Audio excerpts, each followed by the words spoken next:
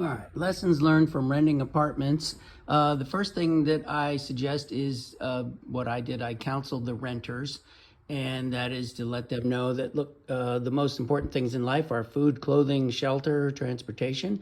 So that means you pay the rent, which is shelter, before you pay the cable bill, your boat payment, your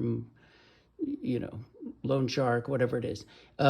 See, I put a star under renters, so of course you want to do background checks. That's what the star's for. Now, I provided some incentives. If the rent's due on the 5th, then I say if you pay by the 1st, you get a discount.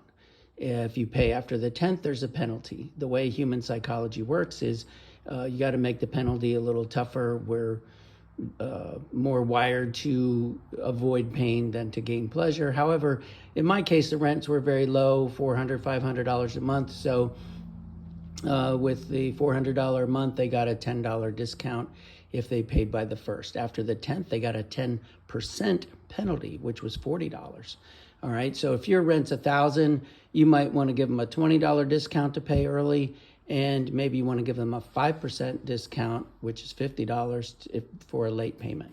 I think you can get a little creative with leases in some ways. Obviously, it has to be legal, but you can't just say, for example, though, no smoking. Put in there where you'd like them to smoke if they do. Or, they might say, oh, no problem, I'm not a smoker, but maybe their boyfriend is, their father coming over to visit is. So if you designate out back only, cleaning up after yourself. Another thing we put in there is no hazardous materials. Sometimes people will leave after they're finished renting with you, and they'll leave tires, they'll leave batteries, they'll leave paint and varnish, or other chemicals, Roundup and things that are hard to dispose of.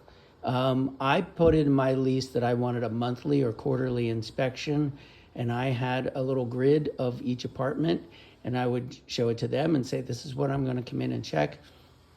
Make sure all the outlets work, make sure all the burners on the stove work, make sure all the lights work. And this was for them.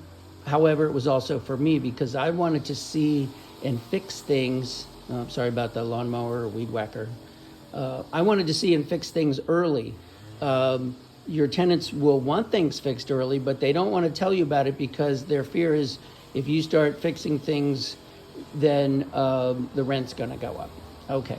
I also put in the lease that with a 24-hour notice, I may enter their properties, because a lot of times you need to do some plumbing or check something, or have a HVAC person come over, and your tenant will evade you, or you don't have good communication. So all I did was put a notice on the door and said, on Wednesday at between 10 and 2, I'm going to have somebody come in here, just so you know.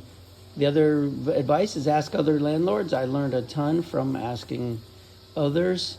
Got some interesting tricks. Some were quasi-legal, but very effective. And finally, best of success. Good luck to you. All right. See you, everybody.